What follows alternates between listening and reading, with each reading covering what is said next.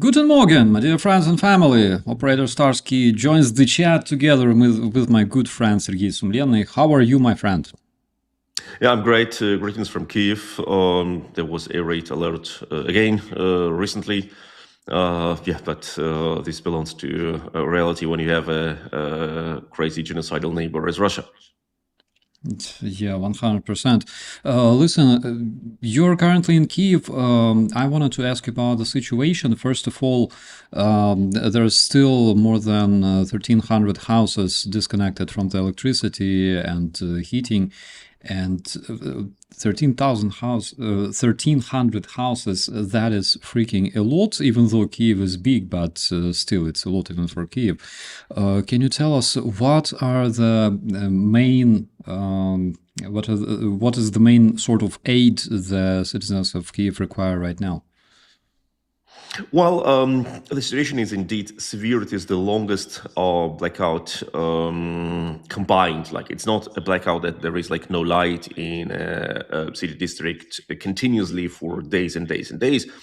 But there are situations when you have light for, let me say, for several hours, for 1 hour, for 3 hours, then once again nothing, and it comes again the light. The problem is that technically, Kyiv depends on several power stations which provide both heat and electricity. Russia knows it. Russia tried to bomb them out since October 22, when there was the first blackout in Kyiv. But every winter since then, the weather conditions were not that advantageous for the Russians. And now this is the first winter with real cold temperatures. Like, it's like now it's a bit warmer in Kyiv, but still under freezing point. And for several weeks, it was like minus 15, minus 20 Celsius, which is about like minus 10 Fahrenheit, I guess. And Russians have managed to hit several Kyiv power plants, using also the advantage that Ukraine was out of interceptor missiles. Thank you, Donald Trump. And that combination of factors led to massive blackouts in the capital of Ukraine, and the consequences are very visible until now. So, what does it mean? You have no electricity, no light. Days are short. It's dark. You have no heating in your apartment with clearly freezing temperatures outside. If you live in a multi-story house, nothing works, like no elevator, no nothing. You probably have no water in your apartment because the pumps at water stations cannot pump the water to higher floors. So practically, you suddenly cut out of any living condition which are sane and hygienic and helpful. And yeah, and still you have air raid alerts, and you go sleep thinking, okay, will this missile or this Shahed drone hit my apartment or no? It's psychological terror, it's physical terror. I have friends who are who are not lucky at all, who have like plus 8 degrees Celsius in their apartment. Oh, try me. Let me calculate how much Fahrenheit it is. I think it's about like six, no, like 30 degrees Fahrenheit, something like that. And no, slightly like 40 degrees Fahrenheit. And if you have kids, if you have elders, that's tragic. Like, I'm an adult, able, fit man. I have no kids.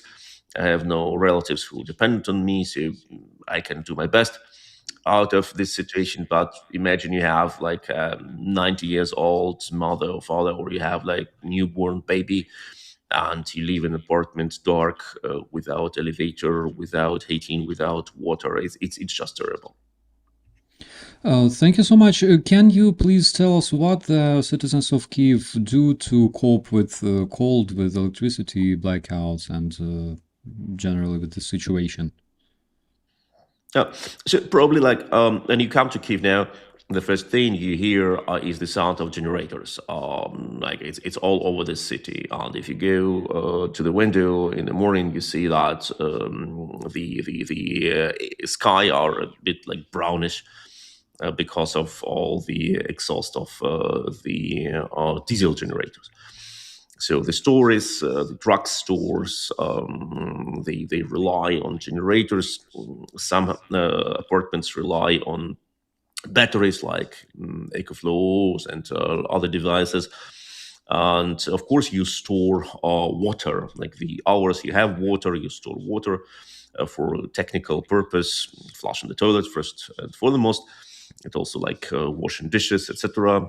So you store water, and you try like to like you develop the ways how to deal with that. Like some people go to work for the cafes which have generators because you have power there, and many people rely on their computers and mobile phones because they work from home. No, they cannot. It is interesting how people who had gas ovens in their apartments are have turned to super privileged, because in many modern houses, in multi-story houses, of course, you have electric stoves, electric ovens, standard, or even working with induction, and they don't work obviously during the blackout hours. So people who have gas can cook and can even heat their apartment a bit. Like they can put the bricks or stones on the gas stove and heat them. So they store heat, and they give away this heat when you turn off the gas. And we have seen situations when neighboring houses, one having gas, another not having gas, and having electricity. People from the house, multi-story house with the gas, put some sheets of paper on the entry doors of their neighbors, saying, "Look, guys, if you need to cook something or warm something up, just feel free to knock the door. We will do it for you." So there are a lot of ways to cope with that. And once again, the temperatures are slightly rising, which is good. And important is that Russia has not managed to create a total collapse in Kyiv. Like the city is operational. It's, yes, uncomfortable, but the city is operational since over a month. The first attacks have happened over a month ago, having this goal to paralyze the city. The Russians have not succeeded with that. So obviously they will not be able to reach their goal. Their goal was to create like mass protests, panic, hundreds of thousands of people live in Kiev. Kiev gets like uninhabited, etc. That's not possible for them now. So yes, Ukraine has once again demonstrated that Russians miscalculate. The Ukrainian Center for Counterinformation recently reported that Russians activized their campaign exploiting this theme of blackouts, of lack of heating and stuff. So basically, they blame Zelensky because Zelensky doesn't want to comply to the Russian demands. Basically, like, Ukrainians, you feel cold, you don't have electricity, blame your government for that because they don't let you give up, all right? Don't let you surrender. How do you think, does it generally work on Ukrainian public, and have you observed such cases? Well, look, this war is the full-scale war. Of course, the war started in 2014 at least. And the full-scale war goes into its fifth year soon, like in 5 weeks, I guess. So there is nothing new in Russian attempts to blame Ukrainians on this war, and to say, yeah, you actually can capitulate and you can live your life. The problem is that living under Russia's occupation is anything but peace and calm life. We know what happens in Russia occupied territories: kidnapping, executions, rape, looting, brainwashing of children, kidnapping of children, putting children into military education camps, educating them in hate. against Ukraine, drilling them into Russian soldiers and preparing them for the next invasion, of course. We have already many cases recorded of Russian soldiers killed on the front line, and these soldiers are Ukrainian young lads born in Crimea and lived through 12 years of Russia's occupation. Like, and the boy was, let me say, like 10 when Crimea was occupied by Russia. He would have been like 22 by now, and they all conscripted, sent to the front against their brothers, and killed. That's what happens when you stay in Russia-occupied territories, and that is the reality. Of course, Russia tries to push this propaganda. Yeah, you can capitulate and it will be over. That's classical terror tactic. Like, what makes terror terror? The classic definition is imposing death and suffering on people in order to reach political goal. That's 100 classical terror. Yeah, 100%. And we all know that intimidation and the language of terror is basically the only languages that Russians are able to talk. Listen, let's talk about what you're doing currently there in Kyiv. I know that your organization, European Resilience Initiative Center, is currently involved in delivering generators, delivering drones to Ukrainian units, especially my unit. I would like to showcase the pictures that Sergej just sent me this morning. Again, so good to see familiar faces there. You can see Vova and Max, my good friends. So happy to see that they're fine. And also there, my dear friends, you can see the package of drones there for the guys.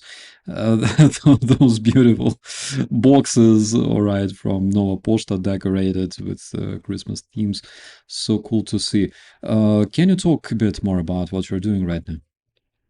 Yeah, thank you that you have mentioned it. I mostly produce and deliver drones for the Ukrainian units. I'm a German citizen who came to Ukraine in 2015, and from my name you can see like I have Soviet heritage. So I knew about the whole problematic of Russia-Ukraine conflict, which didn't start in 2014, but at least 200-300 years ago. So I came to Ukraine in 2015 to work for a German political foundation, like grassroots democracy, self-organization, etc. Like everything what Germans loved to do back then. Before we have understood that it's sometimes better to deliver tanks and missiles. And I spent here 6 years in Ukraine before I came back to Berlin, and the full-scale invasion started. And after the full-scale invasion started, I've realized I have so much connection to Ukraine. I have so many friends. I have so many memories from here that I decided to come back to Ukraine and to do what is important to do, support Ukrainian army. So since the last years, I'm involved in raising donations for Ukrainian drones mostly, and delivering drones to the units, to help the units to save lives as much as possible. So I go to the areas close to the front line every 2-4 weeks. I just came from Slovyansk 2 days ago, where we met the 82nd Airborne Brigade. Before, I've been to Sumy, where I met the 47th Brigade, and. So yes, we bring lads drones, and these are good damn drones, I can say. That's why I'm here. That's why the soldiers accept them. And I hope I'm allowed to say it. If you want to donate for Ukraine's drones, just have a look. I think in the description of this video or in the commentary section, you can see a link for a PayPal campaign, which is an ongoing campaign and always running. And I think that Andrei will also post bank details for those who don't want to send money via PayPal, but can send it via bank wire. So yes, actually, actually saying I never imagined in my life that I will spend several years of my life running to the units close to the front line, bringing them things, sleeping in their premises, driving through checkpoints, different road conditions, taking care of a car. Is it fit enough to go there? Calculating in my head how many packages of drones suit to my car. I can tell you it's 150. I can bring 150 without any problem, and if I bring more, I need to organize like some more coverage because the car didn't let more than 150 be covered. So you need to buy some additional equipment to bring it, and so it's it's a very fair life. I can say it's a very fair life. Yeah, and you mentioned something very interesting. You know, when people from abroad come to Ukraine, they find something that makes them fall in love. Even though, come on, in terms of infrastructure, I cannot say that Ukraine is the most developed. Of course, one thing driving German roads and driving Ukrainian roads is absolutely different thing.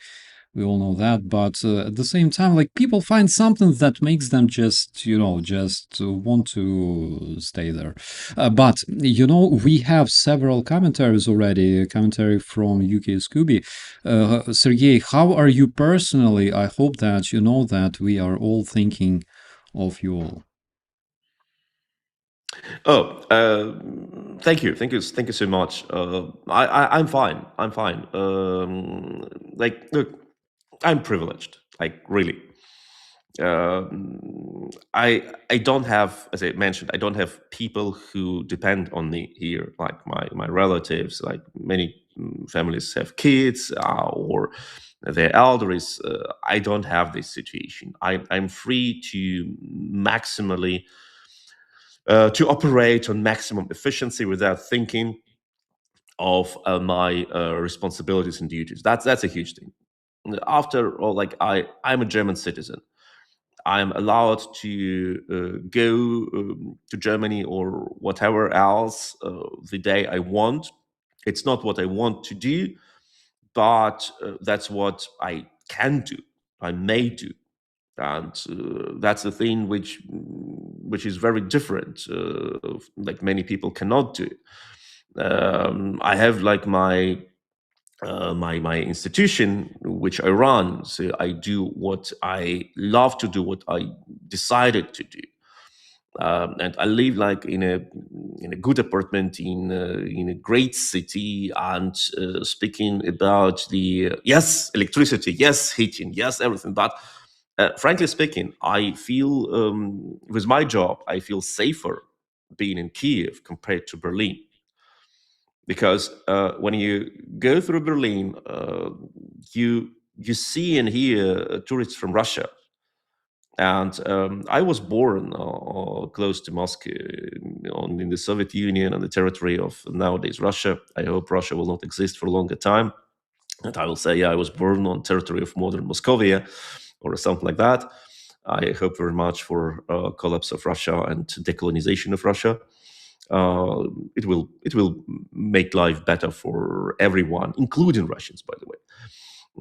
And I can understand. I can discriminate between Russian and Ukrainian Russian, or like say Belarusian Russian.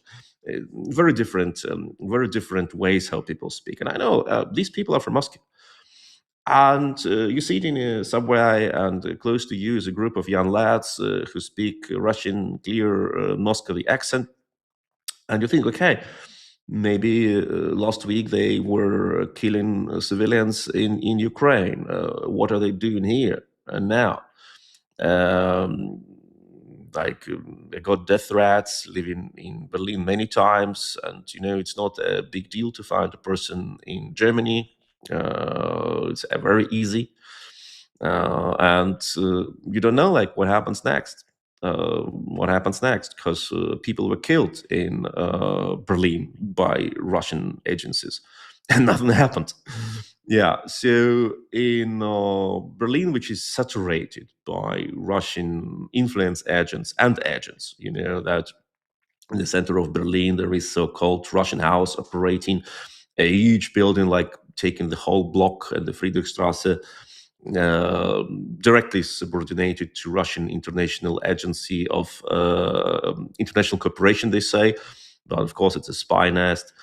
And they have installed video cameras on the perimeter, illegally filming everyone who protests around, like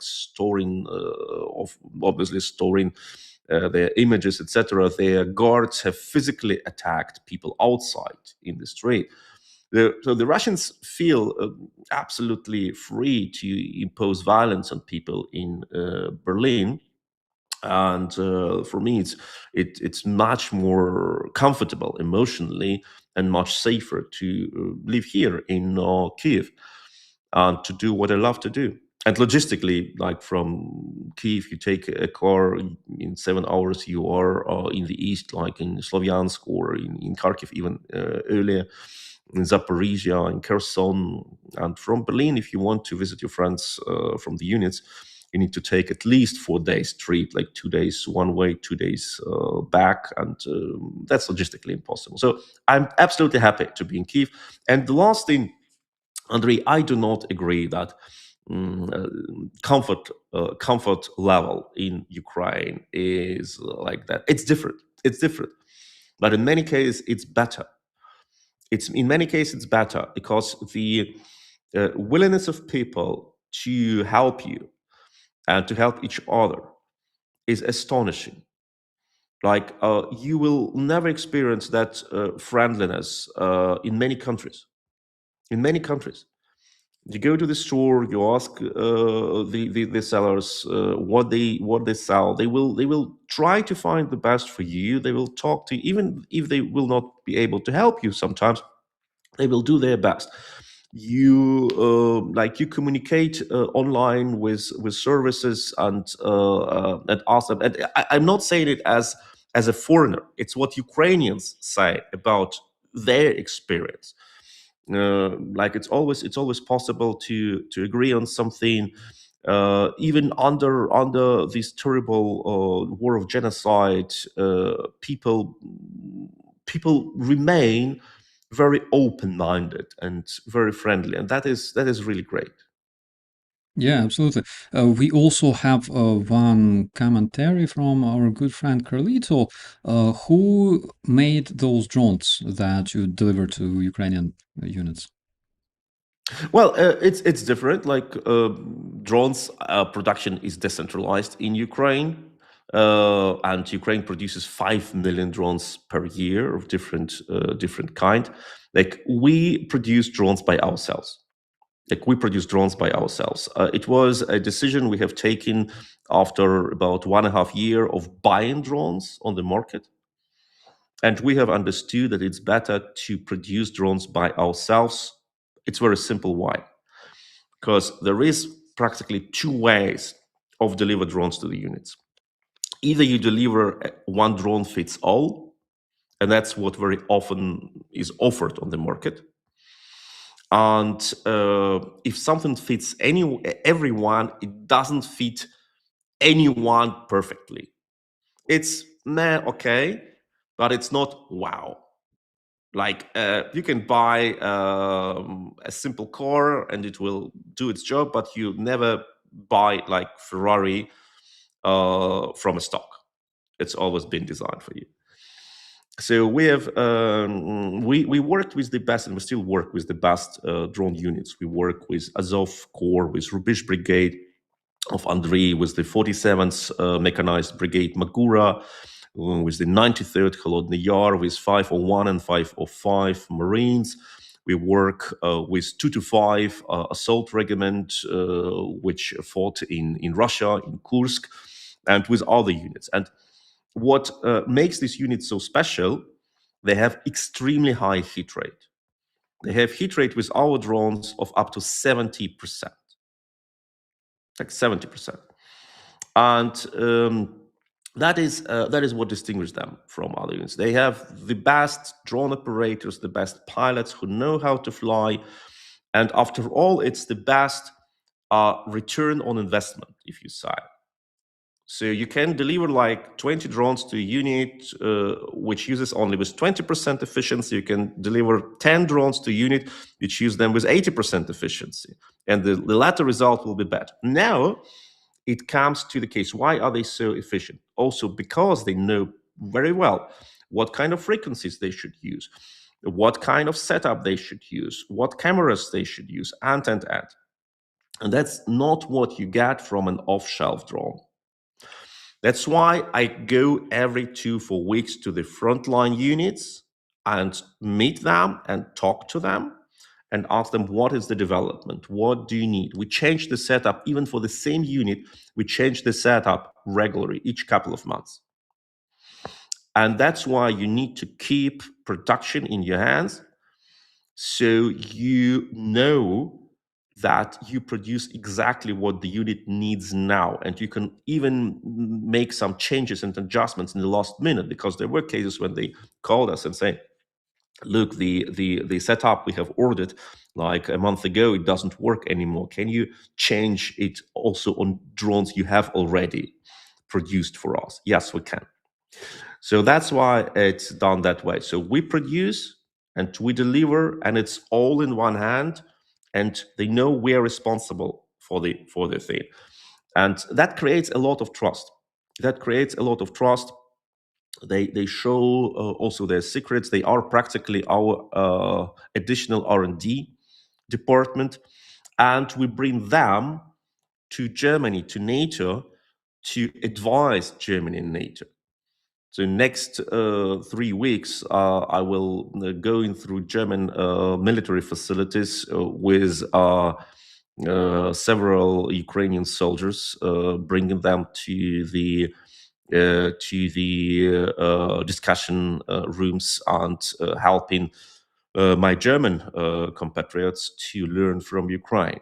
That's not what you get when you only buy somebody's drones and bring them to the units. We need to go one layer deeper to really increase the impact.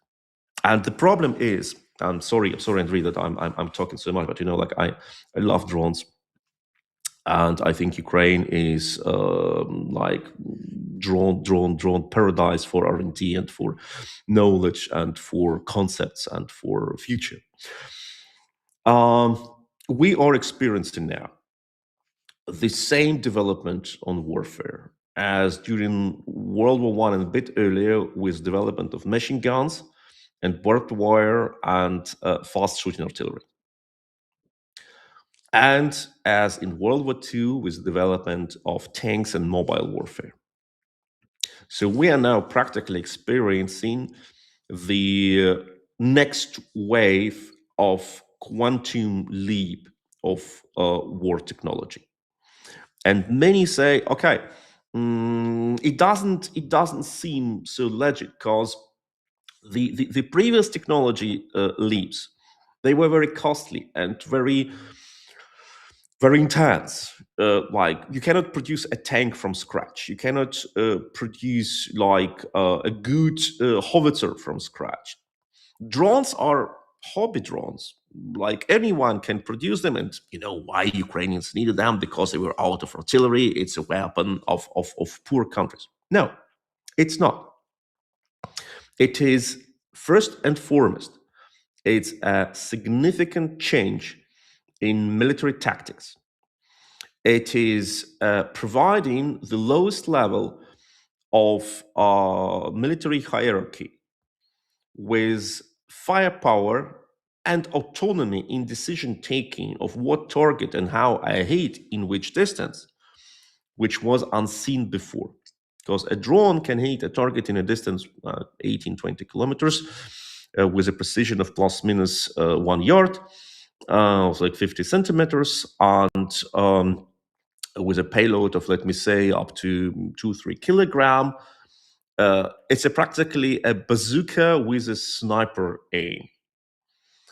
And the impact, because of this precision and because of this distance, the impact is comparable, not identical, but comparable strategically, like with the consequence if you apply it again and again and again, with the fire barrage of an artillery battery.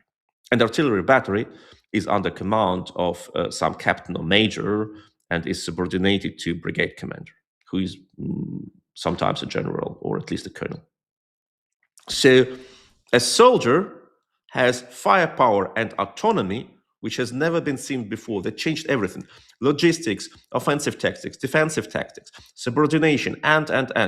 And that is the technology breakthrough. Not that we can have a buzzing thing flying over our heads and making us scary.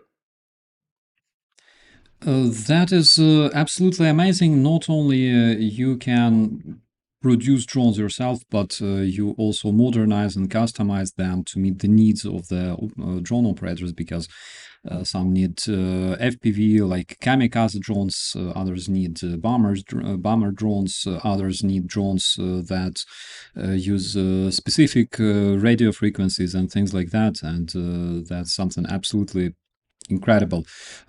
Question from our good friend Yilka. Can Ukraine start developing their own Patriot type air defense? What would you answer on this? I would love if Ukraine could be self-sufficient on air defense missiles, but I doubt it is possible right now. Ukraine has, of course, very progressive missile and rocket technology. And most of Soviet missiles were produced in Ukraine on UBIZH factory. But the interceptor missiles, which are capable of taking down ballistic missiles flying at clear supersonic speeds, is an extremely complicated device, not only dependent on engines or steering systems, but also electronic software, etc. I doubt it is possible in a short amount of time, or at least it will be extremely costly. So once again, it's about cost efficiency thing. One interceptor missile costs much more than a missile it shoots down. And the only result of its usage is that in the best case, one target designated by the Russians will not hit by this exact missile. It doesn't mean that you save this object forever. It doesn't say anything. With the probability of, let me say, 98, 99% maybe, this exact attacking missile will be destroyed, paying an immense amount of money for that. Maybe for the same amount of money, you can produce a long-range striking missile which can destroy the warehouse where these attacking missiles get stored, or destroy a plane which launched these missiles, or destroy a factory, or destroy a power station on the enemy side, which powers the production. And with the price which is much lower, you reach an impact, a defensive impact, which is much higher. So the defensive missiles and the defensive systems, air defense, is extremely important, yes. But it cannot win the war. We see it. Like, Ukraine has destroyed several thousands of Russian cruise missiles and ballistic missiles. And still, the infrastructure of Ukraine is degrading, because it's enough that 10% of enemy missiles come through, or drones, or whatever, and you cannot cover the whole country. So the price of effectively covering the whole territory of Ukraine with sufficient reliability would be so high that it makes no sense to reach it. We need defeat Russia and deprive Russia of its technical ability to strike Ukraine. And for that, you don't need produce thousands and thousands of interceptor missiles. You need them, of course, for critical infrastructure, etc. But if I were Ukrainian government, I would concentrate on other things, on reaching victory in offensive operations, not in like playing hero, trying to only deflect Russian attacks. 100%. I would just add that we have a much smaller budget, for example, than the United States.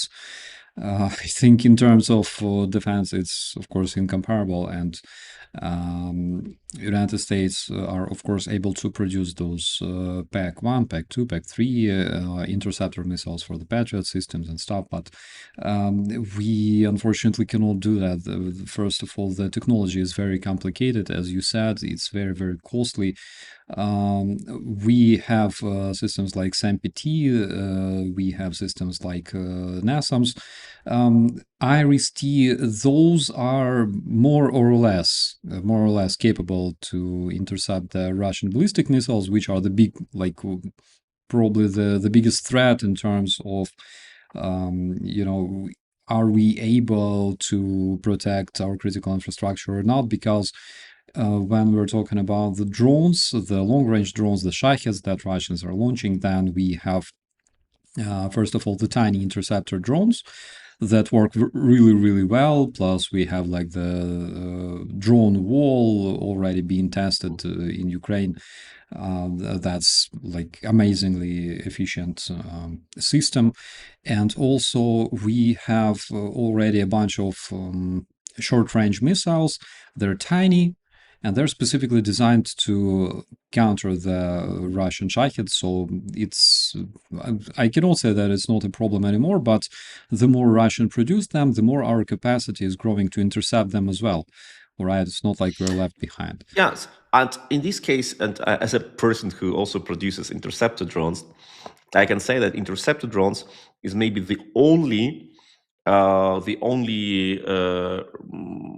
group of intercepting devices which are way cheaper than the missiles or drones they intercept. Because once again, if you look at RST missiles, if you look at Patriot PAC-3 interceptor missiles, if you look at all this stuff, they are more expensive than Russian missiles and drones they intercept. Okay, they are not as expensive as a modern fighter jet, but we know in this war, the time of taking down fighter jets was over in later 22. So now it's interceptor missiles against unmanned vehicles or missiles or rockets. So the only area where the interceptor is cheaper than its prey is an interceptor drone against Russian unmanned vehicle. And here you can reach the distance of up to 2-3 times to sometime 100 times. And when we deliver like our interceptor drones to the units, for example, the 47th mechanized brigade to the air defense battery, and they send us videos, and I can say like 50-60% rate of interception of Russian unmanned vehicles, and it's humanitarian demining. Let's name it clear. It's humanitarian demining. A landmine can be in the land, and this Lancet or Molnia or other drones, they are a mine which flies in the air. It's a task to demine it, to diffuse it, to destroy it. So in this case, with like 50-60% of interceptions, you really cause a lot of economic leverage. A lot, because the drone which flies into Lancet destroys a lot of money of the Russians, and not saying about preventing the damage. Because I have seen a truck being hit by a Lancet drone. We were driving to Novodonetsk with my business partner. It's the northern part of the Donetsk region. and it was pretty far from the front line. It was like 60 kilometers maybe, so you feel safe, like no FPV drone can reach you here, and being hit by a glided bomb there, it's not realistic because like it's so random, they cannot hit you with that precision. And then we drive into still smoking remains of a truck, and it was hit like a huge truck, like a trailer, and it was hit by Russian guided optical guided Lancet drone, which is practically a small cruise missile, optically guided by an operator. And that is like the thing which is like flies over you and can hit you anytime. And then like the first thing, we were driving like a relatively large transporter bus, and we looked at each other and said, okay, like after this truck has been destroyed, we are not the second interesting target, we are the first interesting target here on the road. And where one Lancet hit, there should be an Orlan, a surveillance winged drone in the sky, and he clearly sees us. And we don't know if there is a second Lancet.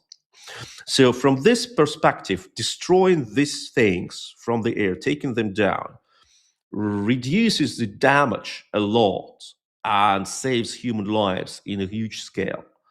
And that is what can be done. That's what can be done. And investing in this case is very important, because the surveillance drones like Orlan, which is a small like plane, like 1.5 meter, well, 2 meter broad wings, a camera, it flies several hundred kilometers into Ukrainian territory, and it delivers video footage of very good quality, and it guides ballistic missiles. So taking down these Orlan drones makes Russian ballistic missiles unprecise. Maybe they will not shoot them at all on that day. So that is a very complicated thing. It's not that, okay, we need to have the best of the best, the most expensive of the most expensive interceptor missile and hit the Russian missiles. No, sometimes it's much easier. And this war is a war of attrition, it's a war of economy. And you need to defend yourself better for less money and harm enemy more for less money. Only from this perspective, you can sustain this longer fight of Ukraine against still, unfortunately, the largest country in the world. Yeah, absolutely. And one tendency, again, that I want to mention is that first, Russians were launching their Shahed drones. I remember the day when they launched their first massive attack on Kyiv. I believe it was, my God, either like late 2022 or early 2023. And that was actually nasty because we couldn't do much to intercept them. Then we started building our capacity to be able to intercept those drones. And currently we see that Ukraine not only has capacity to intercept the Russian drones, and this capacity is growing to meet the threat, all right, to meet the growing number of Russian drones, hundreds, like maybe 1,000 a day, but our capacity is also growing. But at the same time, Ukraine also increased its capacity of deep strikes on the Russian territory. So it's not like Ukraine was just, riding around panicking. We created the measures to be able to intercept Russian drones, and we also created measures to be able to hit Russians deep in the rear and destroy their logistics, destroy their infrastructure. And again, as you mentioned, the interceptor drones that we're using, they're much cheaper than Russian Shaheds. The Shaheds may cost between 60 and 120,000 bucks per piece. Of course, like 2/3 of that, that's literally, money laundering there. Thank God for that. Russian corruption is our best ally. But the interceptor drones, they cost, well, around $1,000 each. Well, it's Around more. 1,000. It's more than 1,000, definitely more, but still, it's not 5-digit. Yeah. and it's something absolutely amazing. One thing that we have there in the commentaries, how much does one of your drones cost to a Ukrainian unit, for example, one FPV or one interceptor drone? Well, it depends. And thank you for this question. And once again, if you want to support Ukrainian units with drones, there are donation links under this video. And I hope that Andrei will also post the bank details for those who don't want to use PayPal and want to send money via bank transaction. It's different. It depends on what kind of drone with which purpose. Let me say a drone which is small, which is simple, which doesn't have like some digital encryption of signal and can fly in more or less comfortable conditions is one thing. A drone which brings up to 10 kilogram of load, for example, the whole medikit with blood, with conserved blood to the front line and comes back, etc., can cost quite different sum. Is it day camera? Is it night camera? Is it thermal camera? Night camera and thermal camera are different things. Like a thermal camera passively receives thermal radiation, and night camera is in most cases sends a signal and gets reflection of it, and has much less distance of getting video package. Then is it radio controlled drone or fiber optic controlled drone, like with the fiber optic wire between the operator and the drone? Is it maybe a radio drone with swapping frequency, which can help, like we change frequency randomly, helping to avoid Russian jamming, and. So more or less, and every unit says what kind of drones they want to have, what battery they want to have, and so on. So I can say the price is between 500 and 2,000, I would say, euro, depending on the composition, setup, and so on. So you cannot say the end price, unfortunately. And the most complicated drones, like huge 6-rotor drones, which can carry up to 20 kilogram of equipment to longer distance, they can cost even more. But look, so many things depend on drones now. It's starting from like I mentioned now, like all things which like people mostly don't think about, because people see all these marvelous hits and think, yeah, that's what drone do. Yes, that's what drone do, and 70% of hits along the front line is hits produced by the kamikaze drones or bomber drones. But drones do recon. Drones do like search for landmines. Drones do communication.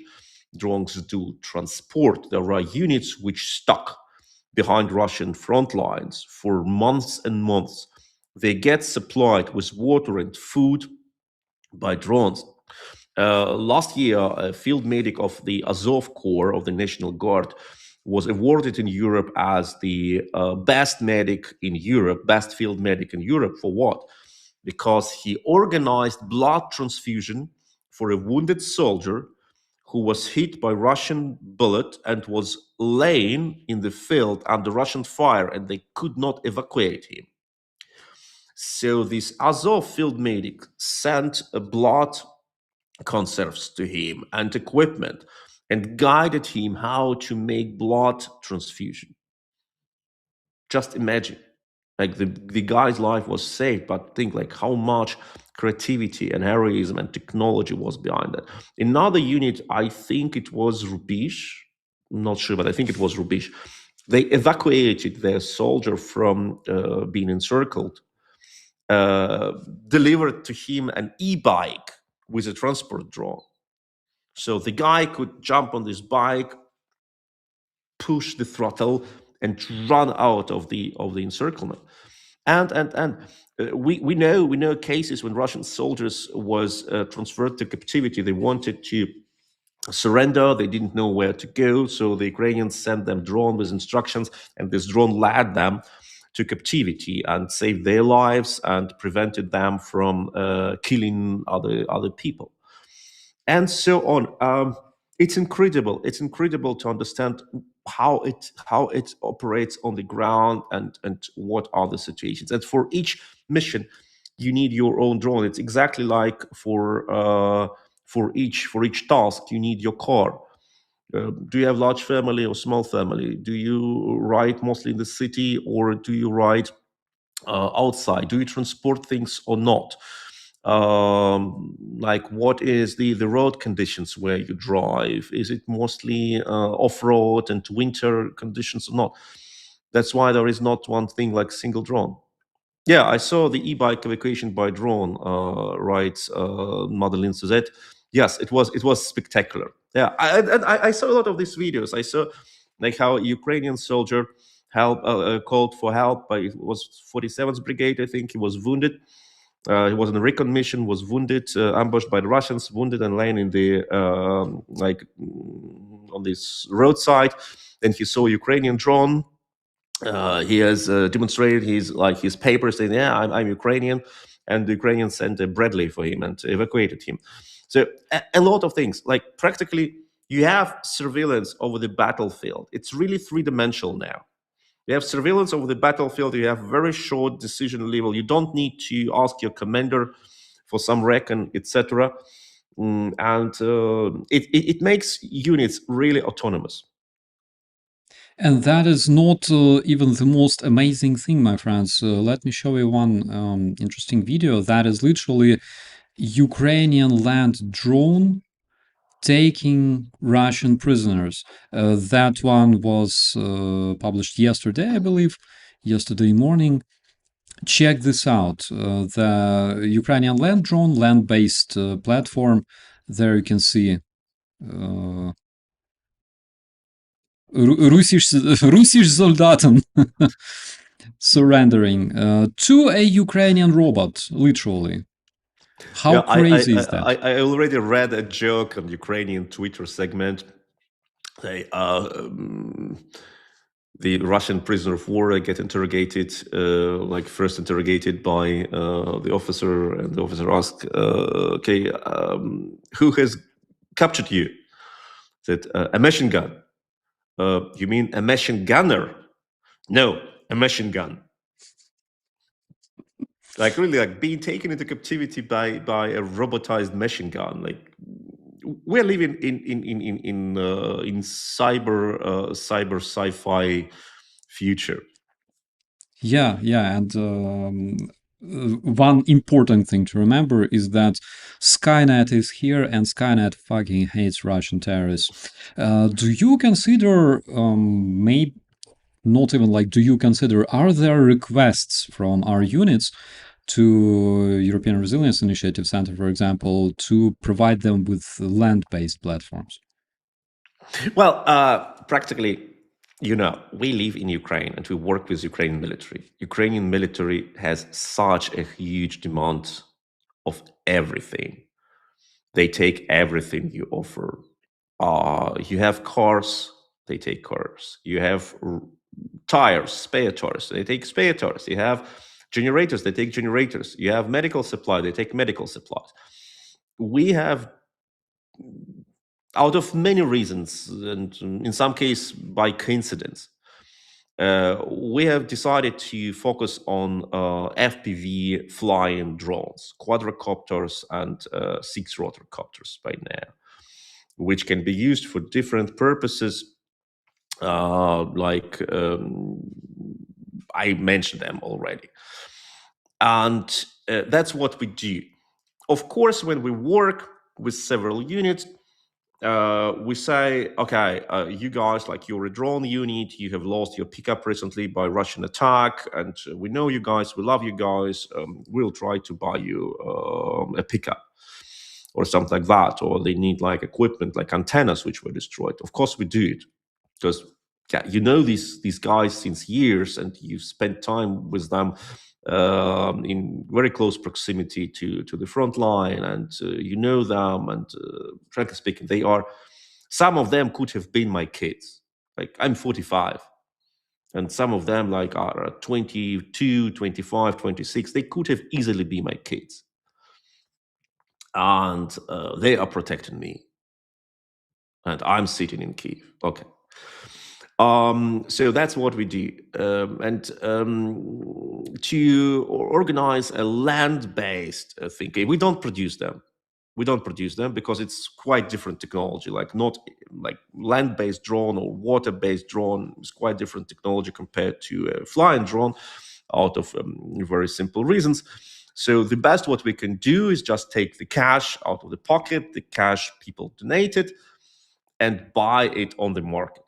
Then we say, what is the added value? Anyone can do it who has money, because the market is open.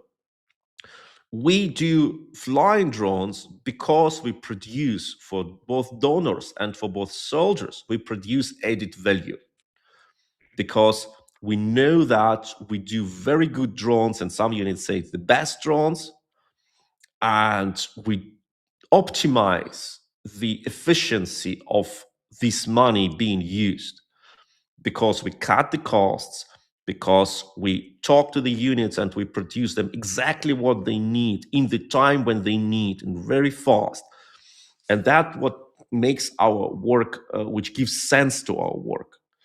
Being just like an accumulator for donors' money and buying things left and right, that was how I started when I felt absolutely distracted and furious, the first Russian blackout, and I raised donations for power stations, and that was good and right.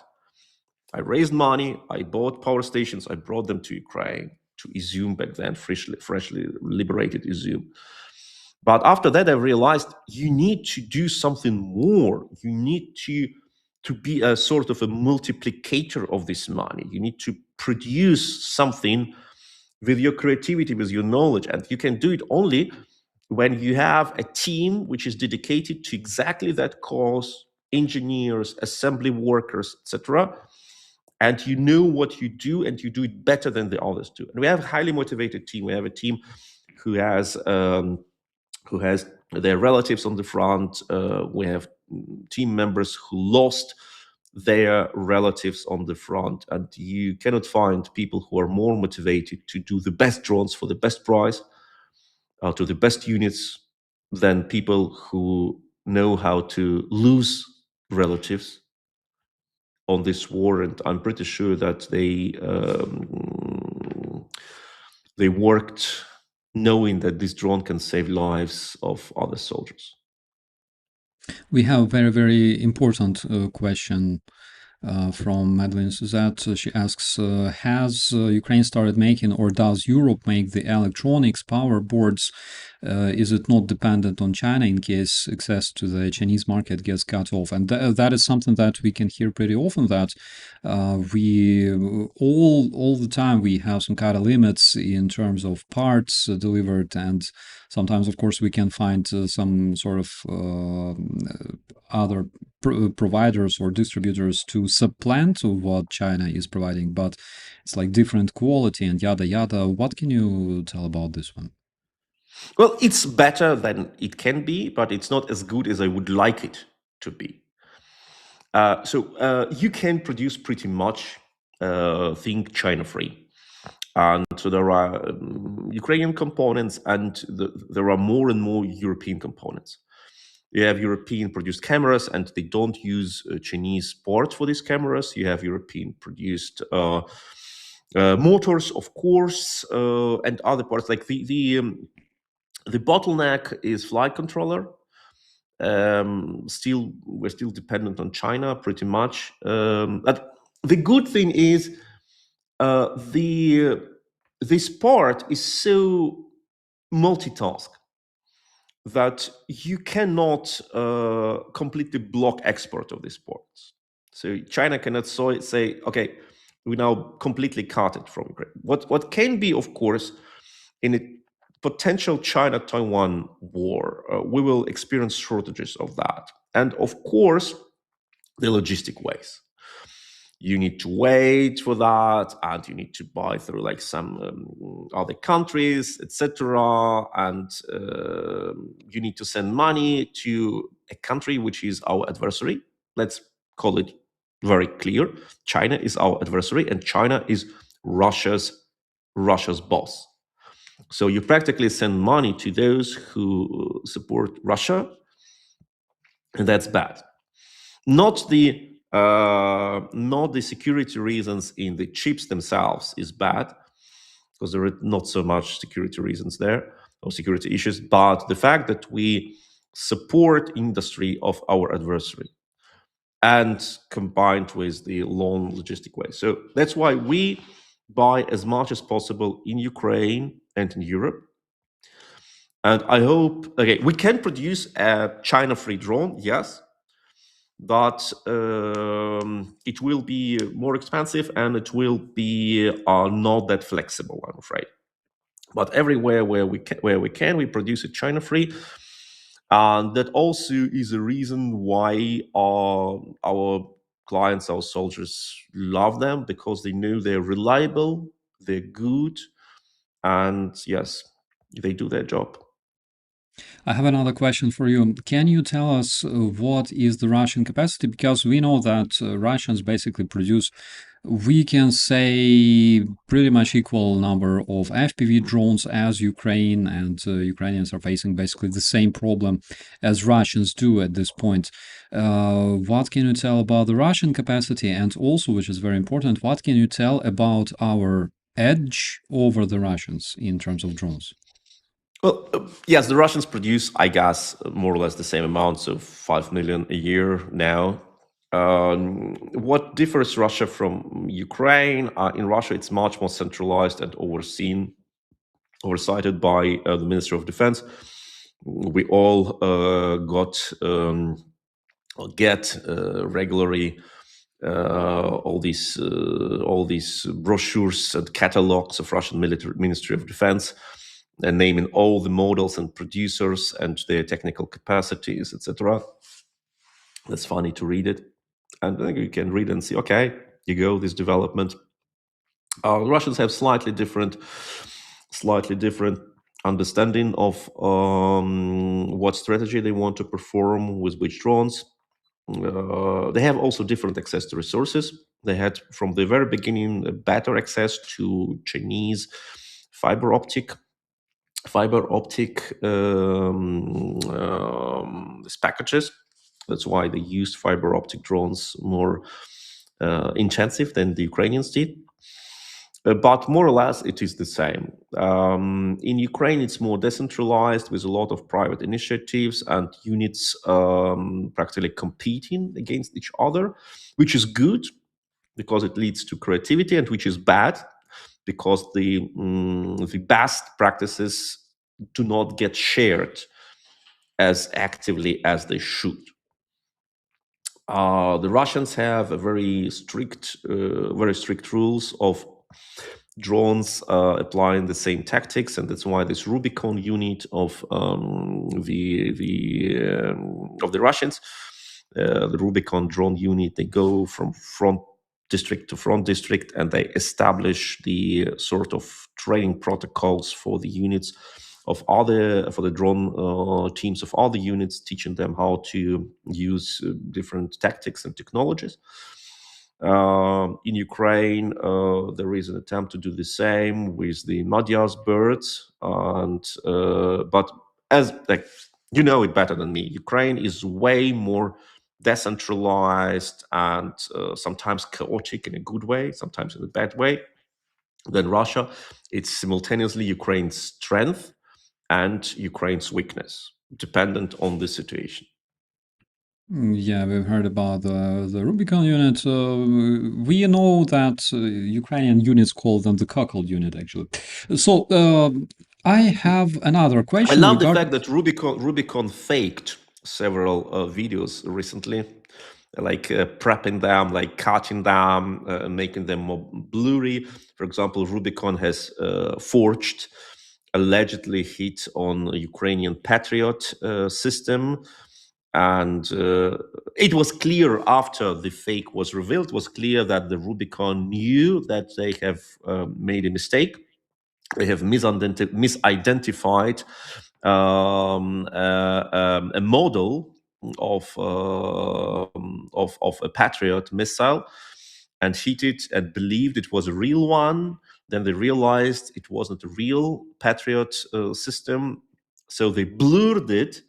They cut it so it was not visible anymore. They published it anyway as their victory until it was revealed by a Russian military, like nationalist, chauvinist, fascist, neo-Nazi, military affiliated propagandist, who obviously belongs to a competing clan in Russian military, and he was happy to prove that Rubicon has published a lie, because it was strengthening his position and weakening the position of the enemies. Yes, exactly, that's the video. And you can see there are like these left and right things. They are too weak, and in front there are two additional legs which are not a part of a standard Patriot. And I see a lot of snow, so the thing was not in movement since days. Yeah, and then they have blurred it and said, yeah, we have hit Patriot. So the lie was revealed. We know that Patriot, that Rubicon fakes videos regularly to present them as more efficient as they are in real life. But after all, they are efficient, unfortunately, and skilled, unfortunately, but not as much as they want the others to believe. I have a question regarding the FPV drones. How do you think at some point will the fiber optic drones supplant the Wi-Fi controlled drones? I don't think it will happen. I don't think it will happen, and the reason is very simple. Yes, wires provide more stable signal and are absolutely resistible to jamming. Yes. Then why do not police officers or military units run around with, like in World War I style, with all these cables on the back of the communication soldier who runs between the outposts and establish telephone cable connection, etc.? Why do we rely on radios still? Yeah, because radios provide you mobility. It's easier to maintain, and yes, there is a problem of jamming, so make the connection more stable. Use retranslators, stronger signal, change in frequencies, and 1010. A fiber optic drone provides you with several unbeatable advantages, but which are very narrow focused. Fiber drone is unjammable, yes. Fiber drone can operate under bad weather conditions like snow, or in the rooms, or in a deep forest. And fiber drone can be used for sneak attacks. You can land the fiber drone, and as it consumes very few power, providing the signal back, it can stay in the standby mode for several hours waiting for a convoy approach, and then you start it and you hit the convoy. Yes. So that is the only number of advantages of a fiber optic drone. The disadvantages are huge. It's heavy. It's costly. Like for a longer distance, a fiber optic, this canister with the cable itself, can cost more than all other parts of the drone combined. You need very specially trained pilots. It cannot fly very fast. It cannot fly very high.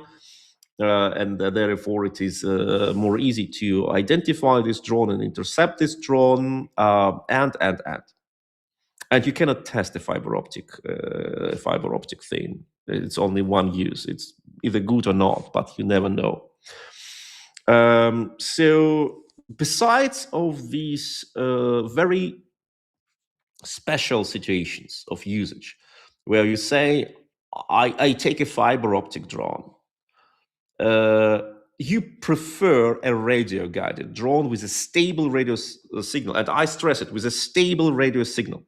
That's why we're in our drones, we focus very much on developing technologies which are allowing soldiers to use radio controlled drones even under jamming. And they are like, you cannot say, okay, it's only one solution. No, it's a combination of solutions. It's a setup of a drone. It's software in the drone. It's the knowing the environment. It's buying the right parts, and. And then you can have a radio drone, which is twice as light, which flies 60% more time and distance, which can carry more weight, and which can fly more unpredictable left and right, more maneuverable and faster. And the important thing in a fiber optic drone, if you lose a signal, that means the cable is cut and you cannot restore it. There's no way to restore it. For radio connection, if you're a good pilot and if you have a good drone, you always see that the signal is getting worse. You can fly out of this zone. So it's different. And I think we will have both types, exactly as we have in other areas of military. We have different types of weapons, of systems, etc., for different situations. I would like to switch just a bit to our usual segment of Russian cringe. All right, this one, the news of Belgorod and Belgorod Oblast. Well, basically, again, some kind of Russian pomoyka. I don't know how to translate it. A civilian citizen in Shebekyina died. It happened as a result of attack of UAV on the automobile. I believe it was like some colonel, frankly speaking. He died because of the wounds before the ambulance arrived. Wishing the fastest recovery. Like, So really? when they lie, they forget. When they finish in the last sentence, they forget about what they have lied in the first sentence. Wishing the fastest recovery to the KIA. That is something that actually sounds so good. Здоровье погибшим. Holy shit. Oh my god. Oh, I gotta remember this one. Sergey, tell me this. We know that there are different ways of defending against drones. Currently, we build like nets along the roads, over the roads to protect from the Russian drones, from FPV drones. We build all sorts of, sometimes cope cages, of course. What can we do in order to protect our buildings and facilities? Are there ways to defend from, for example, Russian fiber optic drones, knowing that there's like this very, very long cable behind it, something that we can talk about? Oh, well, and I'm sending you now a video from my recent trip to Slovyansk. I returned just a day ago. Exactly this drive under this net. I think that's on the way to Slovyansk, in the city of Izum, when the whole streets are being covered by nets. If you have received it, I sent it on WhatsApp. You can show it.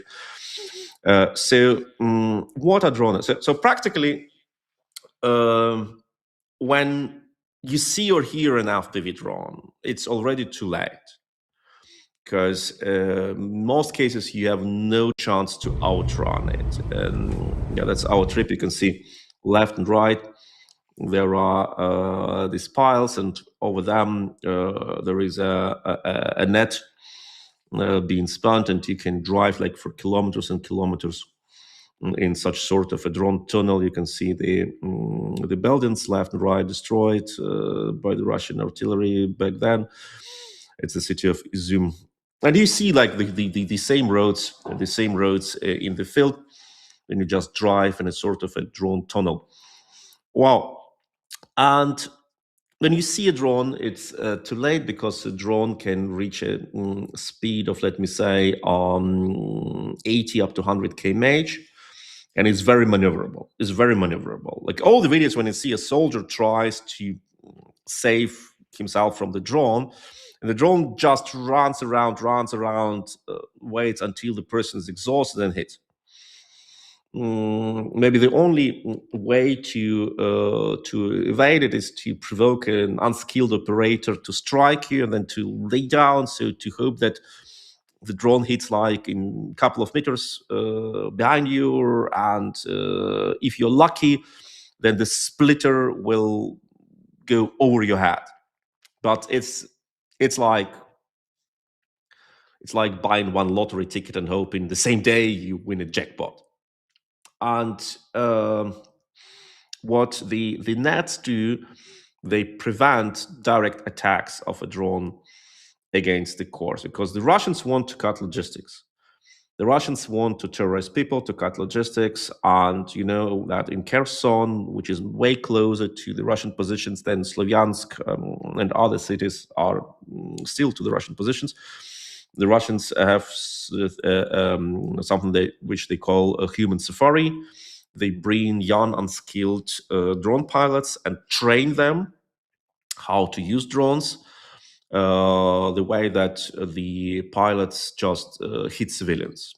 They learn how to attack cars, how to attack pedestrians, how to fly into houses, etc., on civilians in Kherson. And the only way to protect yourself from a drone is to have a physical barrier between you and a drone, and the nets provide it. Another option is to clearly observe the sky and to have a shotgun. In this case, you can see the drone and you can hit the drone with a shotgun on a distance of, let me say, 20, 30 meters, which is far enough for a drone to, even if it explodes, it will not most probably hit you. But in most cases, it does even explode. It falls down. And these are two most efficient ways. All other things like jamming, that means interrupting the signal between drone and the operator, is good, but only against the radio controlled drones, and only when you jam the right frequency. So it's always this competition between the drone unit and the enemy, who guesses correctly the frequency the jamming system is being used, or the frequency the drone system is using. So it's always a competition between attack and defense. And once again, an attacker is always in an advantage position, because the attacker selects the time, the tool, the mean, intensity, and place. And the defender must cover everything 24/7, and it's impossible. That's why both armies try to hunt enemy drone pilot teams, and hitting a pilot team is extremely important, and is even more important than hitting like some logistics center, etc., because a skilled drone pilot team can cause a damage over time of thousands and thousands of enemy soldiers and cars and trucks and tanks. So they are practically the most efficient soldiers of I would say of most times. I cannot imagine like a lot of soldiers from World War II, maybe except of like machine gunners in very advantageous defensive positions, which could held the position for days and days, who could say, okay, I have caused harm to the enemy, which is 4-digit. We have questions regarding the EMPs, the electromagnetic cannons and rifles. Do they generally work? Are they generally efficient against the fiber optic drones? No. Like there are a lot of sophisticated high-tech solutions. Many of these come from Germany. You say, yeah, we have found like the philosopher's stone, the holy grail. We can win the war with this technology. Normally it's bullshit. Like normally it's bullshit. It doesn't work. There are a concept of laser weapon against the drones, and they work in in a normal situation on the testing field. But then you have enough power, you have a good, clear vision sight, you need a radar, and it covers like a certain area. And like EMP, I have never seen an EMP that worked like, or I can imagine it can work, but you need so much energy. Like once again, you need energy, you need device, you need train the team, you need maintain it day night, winter and autumn. And then yes, it can, like when a drone comes exactly as it planned, it can like burn it down. But look, a shotgun is always with you, and you can take it with you. And a net is a net. Yeah. Another question, Nine on Planet asks, can the drones on wires be traced back to the operators if the drone is still alive? Is it possible? Yeah, theoretically, you can play Ariadna and go back like with the wire. Practically, the fields are full with these wires. There are thousands and thousands of these wires. Like some wires look like the caves on the enter to Mordor, where they Shelob lived. Like it's like huge Shelob spider created all these web nets. You cannot like identify from where it comes. And it's like it's 30 kilometers long, and it goes through 9 fields, etc. And it's thin enough to not be seen from a drone. You can theoretically send like a drone observing from the air, but one day you will lose it, or your drone will be jammed or whatever. And no, if such way of hunting pilot teams would be efficient, it would have been used. Unfortunately, it is not. And there is always a way to try to locate enemy teams. And there is a special kind of drone missions trying to locate enemy teams. It works pretty well with radio control drones.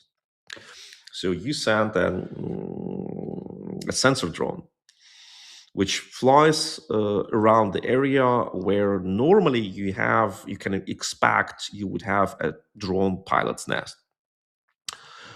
And this drone makes nothing but mapping the frequency intensity.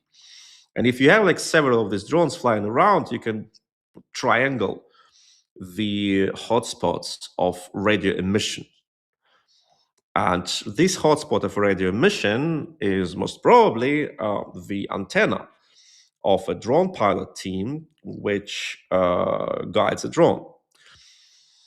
And somewhere around, there should be pilots sitting, because you can never sit too far from this antenna.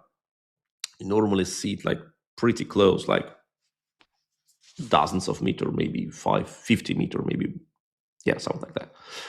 So this works. This costs time, and it's intensive, and you depend on luck, but this works. At fiber optic drones, I have not heard if something like this works. Maybe there are technologies, but they are so good that people don't share them because they don't want enemy pilots know about this technology. Because I explained you this triangulation technology because it's well known, and the Russians use it already. And so I don't discover like or sell any secret here, but I don't know anything about technology of finding the locations of fiber optic drone pilots. Then I have another question regarding the nets over the roads. Russians are using them, we are using them, and of course, striking the Russian logistics, striking the Russian vehicles, bringing personnel to the front lines, to their positions, is absolutely crucial. Uh, are there like efficient ways to fight against that? For example, maybe we will see more like bomber drones used against those vehicles instead of FPVs, because bomber drone has like more chance to drop the charge and destroy the target, even though there's a net. Well, yes and no. Yes and no. A bomber drone is mostly more costly, at least because it needs to bring more equipment, and you want it to come back. You don't want it to get lost in the first mission. So you have different radio system. You have encryption and so on. So the enemy doesn't intercept the signal. It doesn't know where the drone is heading home, etc. And yes, there were attempts to use drones to go through the nets. For example, using some incendiary napalm solutions to pour them through the nets or to burn down nets. That look, the solutions are sometimes way easier than this. Like you think, okay, should we have like an expensive drone to do this and this? What we have observed several times, the Russians just tried to hit with a kamikaze drone one of the piles to let it fall down, to block the road. So you're in a tunnel, nets are around, and you go into a sort of a barricade. Okay. So the traffic jam starts to build up. Then all the kamikaze drones come around. Voila. So sometimes solutions are very easy and cheap. So you want to, naturally you think, how do I penetrate the net? And maybe the right answer is, how do I use a net against those who want to protect themselves with this net? That's something. It's scary to see like how Russians try and find creative ways of killing people. Look, we have these days the development of Russians integrating Starlink terminals into their Shahed drones, which allows them to operate Shahed in real time using visual images. One of Russia's big problems in this war was their inability to hit running trains. And a running train was absolutely safe in Ukraine because, Russians have no technology to hit it.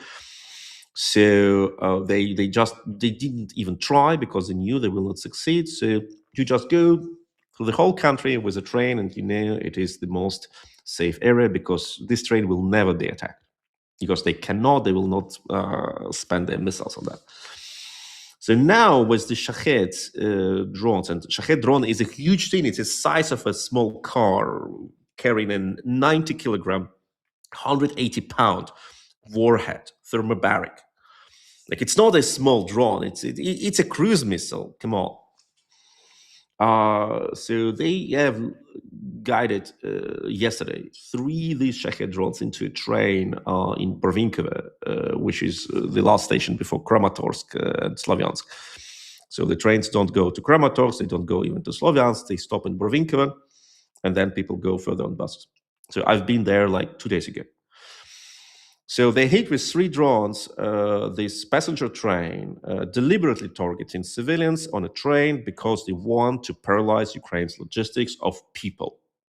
They want people to feel they cannot move freely, even way behind the front lines. It was the Barvinkovo-Lviv train, and which crosses the whole country. And such attacks happened several times in the last months. So the Russians have mastered this technology. These people were walking 3 years solving a question: how can we kill civilians on a train? Let's work on it. Like they cannot produce the cities, build cities with functioning sewer system. They cannot produce anything. They cannot produce their iPhone. They cannot produce their car. They cannot produce nothing. They can produce fighter jets, tanks, improvised explosive devices, and drones which kill civilians. Like what a sick culture. What a sick culture. And now they have mastered it, and I'm pretty sure they will do more attacks on moving targets, aka trains. And believe me, they will hit passenger trains first because they want the civilian population to live in fear and to say, let's stop this war. We cannot anymore. Let's stop this war. Let's capitulate. And that's what the Russians want to have. Once again, you want to support Ukrainian army with the most efficient, cost efficiency way. Go to the donation link, send donation for drones for Ukrainian units. The guys we visit like every 2-4 weeks on their locations close to the front lines, in Sumy, in Kharkiv, in Donetsk, in Zaporizhia region, and just send your donation. There is no such thing as a small donation. Send $5, send $500, send $1. It is important, and people need to know that they are not alone. They're fighting for the 5th year in a row. It's incredibly hard for them morally, psychologically. They need to know they are not alone. Please send this money. There is a PayPal link. There will be, I think Andrei will post a bank link, bank information for international bank transfer. It's a German charity which I found. I founded in year 22, which operates since then. We have raised over 3 million euro for Ukraine. I live personally in Kyiv. I go every 2-4 weeks to the east, go to soldiers, share my meal with them, spend my time with them. We talk to them and ask them what they need, and we produce exactly what they need, and they're dependent on it. Thank you so much for your amazing job, for what you and your organization is doing for Ukrainian soldiers. Just so people could understand how exactly such solutions are being born, right? In the terrorist federation, like Starlink-equipped drones. The general somewhere in the Russian Gesha, Russian General Staff, puts down the command, right? Releases the command to design a solution for striking Ukrainian trains, literally. And there's a bunch of Russian dudes like R&D team that spend time, that work on designing a solution on how to strike Ukrainian trains, kill Ukrainian people more efficiently, and then they basically provide the general with the feedback that, yeah, we need drones that should be equipped with this and this technology, preferably to provide us with the ability to control it in the real time, receive the telemetry in the real time, so we could guide the drone and strike Ukrainian trains full of people. That's again to all those who are like admiring terror Russian army. They are not fighting the battle on the battleground. They are fighting against Ukrainian people because to the terrorist federation, all Ukrainians, all Ukrainian civilians, Ukrainian kids, Ukrainian women, they are the enemy that Russians want to delete, all right, that Russians want to remove. That's just so people could understand. Speaking of those drones, do you think that Russians have big capacity of supplying their Alabuga factory with Starlinks? Generally, where do they get them from? How come the Starlinks work on the Russian territory? Because they're being launched from the Russian or Russia-controlled territory. That's another question, probably to Elon Musk himself. And generally, do you think there is a possibility that Elon Muscovite himself can actually provide those drones to the Russian terrorists? Because for the first time, we've seen the Russians using the Shaheds with Starlinks, I believe in 2024 already. Yeah, of course, like it is, as we discussed before, it's highly centralized. Like in Russia, it is up to top to down approach. It's not that like some operator on the ground comes with an idea and establishes it and it goes then up. No, in most cases, it's top to down. Of course, they make the feedback. They ask what is the problem, how to fix it, etc. So the communication, but they have understood that the communication with via Starlink is essential for this war. And the Ukrainian naval drones were using Starlink terminals to attack Russian fleet all the way, and some attacks were failed because Elon Musk has shut down the communication last moment. But both armies use Starlink and rely on Starlink also for the offensive operations. The difference between the Ukrainian army and the Russian army is that Ukrainian army uses Starlink operations to hit legitimate military targets and in defensive war. And the Russians not only use the Starlinks for an illegitimate offensive war, a war of aggression, but double down on their crimes and attacking civilians deliberately. So that's the difference. So that's what we expect from Russia, right? So I think that they come to like they're not stupid. Like they are brutal, genocidal, psychotic, absolutely unpleasant, but they're not stupid.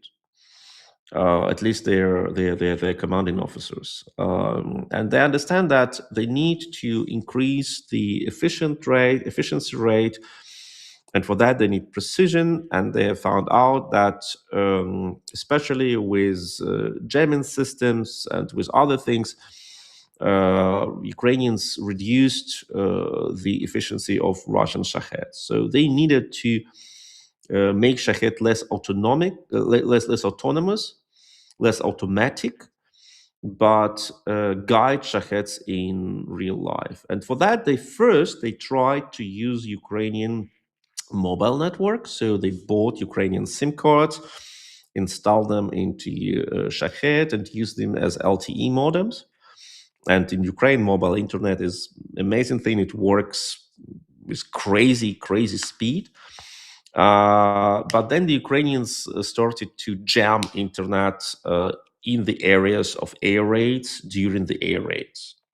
And then the Russians obviously said, okay, let's go to the second cheap solution, not an LTE modem, but a Starlink model, which is more expensive but more reliable.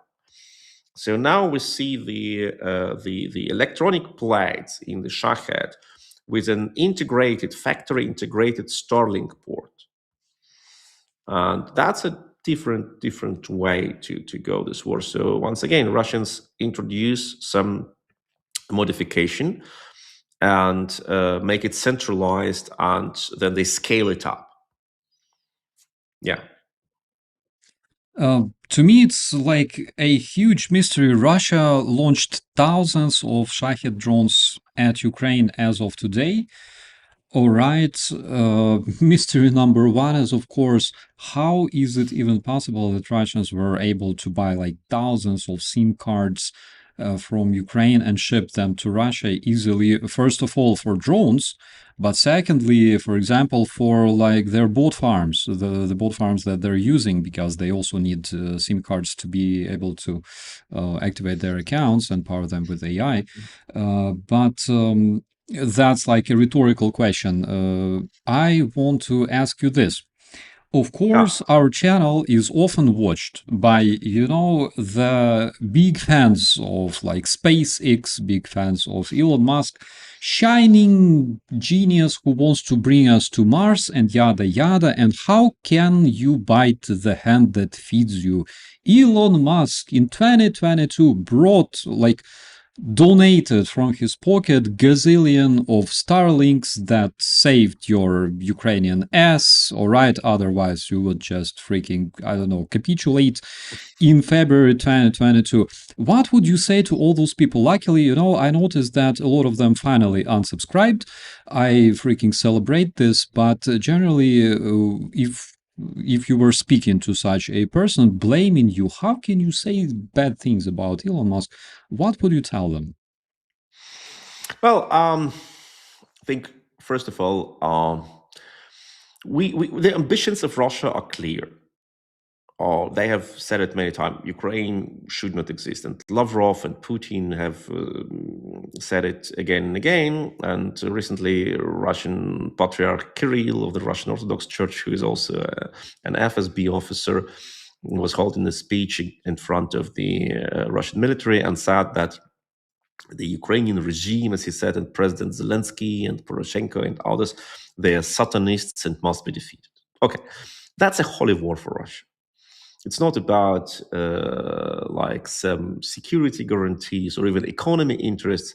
It's a holy war. They want the Ukrainian nation to be erased. They think the very existence of the Ukrainians as a nation is a threat for them. So they want to digest and russify and integrate as Russians those who are ready to do it, and others should be eliminated, like the Russians killed people in Izium and put them into mass graves in Bucha, or as they did it like 100 years ago with Holodomor, starvation, genocide, etc.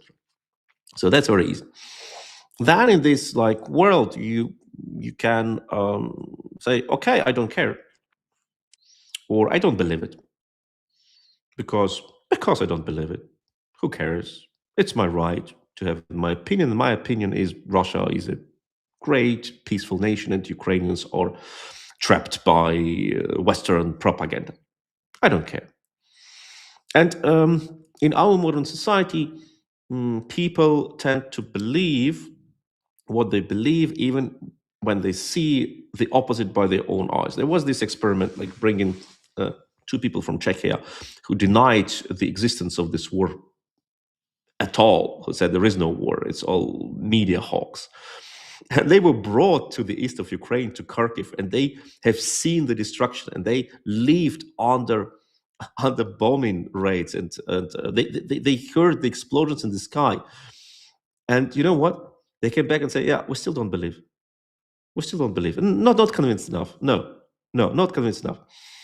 So that's a problem. And I think that with all these like people who think they're the smartest in the world because they run like the biggest company and they own gazillion of money, and they indeed create wonderful technology like Starlink or SpaceX or something like that. It's indeed impressive.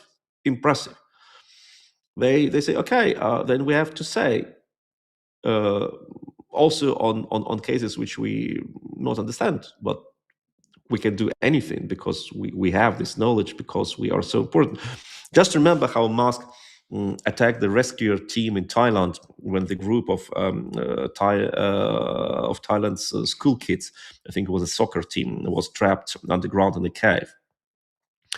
And Musk had the very same moment he developed a plan how the kids should be saved, etc. And he insulted those who criticized them, like the rescue officers from Thailand. After all, the children were saved by Thailand's rescue team, but Musk said, no, my plan was much better, because I'm a genius. I'm a stable genius. Like I can do it sitting in front of my desk. Yeah, maybe other people don't get that successful because when you question yourself and your logic, you don't have time and power enough to go forward. And some people go forward and fail, and we don't know about them. But some people, that survival bias, they go forward ignoring any criticism, and by luck and by knowledge and by other things, they get rich and successful, and they think that they know the way, while they are just like one survivor among like a million of those who wanted to get successful, and they think that what they do is the only way. I don't know. I don't know, and frankly speaking, I don't care, because we have a war to fight. We have a war to fight. I have friends who are on the front. I have friends who are here in Kyiv, and I know they will be killed if Ukraine loses this war, and that's not my intention to witness it. I have intention to witness collapse of the Russian Federation, and the world will be better, much better. And my dear friends, in order to save those lives, please visit the link there in the description. Please help Sergej's cause to bring those drones to the Ukrainian defenders, because they save lives, and every single donation, even the smallest one, is absolutely important. Sergej, Yeah, I can tell you, Andrei, I have just refreshed the PayPal donation link, and we have got 0 donations until now, and I think it's because our discussion is so interesting and so stunning that people say, "Okay, I will donate later. Now I will watch the video." I hope very much it is the case. So please, if you want to support Ukrainian army, please go to this PayPal link in the description of this video and send your greetings to the soldiers who are fighting now on the front under deep minus temperatures, defending Europe and the free world since 4 years already. And with that, Sergej, I think it's a good opportunity to wrap it up. Is there a message you would like to send to our dear family there on the other side of the screen? Well, many people believed Ukraine will fail within the first 3 days. Then people said Ukraine will fail like in 1 year. Now people also predict Ukraine a military defeat, while it's Russia which cannot advance. Like, I go to the region, to this agglomeration of Myrnograd, Pokrovsk, since 2 years. Since 2 years. The first Russian attempt to advance from Avdiivka, direction of Avdiivka, Myrnograd, they have undertaken it in January, early January 24. And I was in Myrnograd back then with the 47th, sleeping there in the premises of the brigade, and it was like the fighting line was about 30 kilometers from Myrnograd. Now the fighting line is on the south suburb of Myrnograd. So the Russians needed 2 years and 2 weeks to advance 30 kilometers. And they have lost about like 60,000 of their soldiers on that spot. And now people tell me that Ukraine is losing and Russia is indefeatable and victorious. No, it's not. Russia causes the harm on Ukraine because Russia is effectively allowed by the world community to commit genocide, hitting Ukrainian civilians, kidnapping people, torturing, using gas on the front line, attacking protected objects like hospitals, like water dams, like storages of chemicals, and nuclear power plants. It's every single action is an international war crime, and Russia is allowed to do it continuously, and still enjoys the privilege to sit in the UN Security Council and to be invited to some like conferences, negotiations, etc., etc. That is the prop. Yeah, that is the clear side. Like a family, you have your kids and you have President Putin. So this is exactly the reason why this war lasts so long, because after all, Ukraine fights not alone. There are a lot of great people who stand with Ukraine, but Ukraine doesn't have any real ally who sends troops, for example, like North Korea did to Russia. And Ukraine doesn't have allies who send long-range missiles saying, do with them whatever you want, like North Korea did to Russia, or like Iran did to Russia. And Russia is still a part of world order, diplomatic order, business order, as if Russia has not plans, which they have clearly declared, to destroy this world and to occupy as much as they can. So my message, my only message is support Ukraine now with all you can, because it is still cheaper than wait for the next year and the next year. And God save us from the situation when Ukraine fails, because in this case, there will be nobody standing between us and Russia. Nice shout, my friend. Thank you very much. First of all, thank you again, you and your team, for what you're doing, and also to all the amazing and decent people of the world who support your cause, who stand with Ukraine. And also, my dear friends, thank you so much for watching us. Big thanks to all the moderators, and big thanks to all the members of this channel, and most importantly, everybody who donates to Ukrainian defenders, to people who supply Ukrainian defenders, and generally Ukrainian civilians as well, because also the European Resilience Initiative Center supplies Ukrainian civilians with generators right now. It's very, very important for our people in such conditions. So big thanks to you all, my dear friends. Please treat yourself with something tasty, all right? We all deserve this, as always. Sergej, thank you very much. Please be safe there, and I hope that we will have more streams in the future, because you're currently there on the ground and you can report on what is going on. So let's stay in touch. And also very important, big greetings from Jonathan Fink to you personally, and also to all the beautiful people there in the chat. Yesterday we had a tiny conversation, tiny interview. So much love to you, my friends, from Jonathan as well. With that, my dear friends and family, thank you very much for watching. We'll see you later. Be safe. Sergej, you also be safe. And goodbye. Thank you so much. Take care, and thank you for what you do for Ukraine and for Germany. Thank you.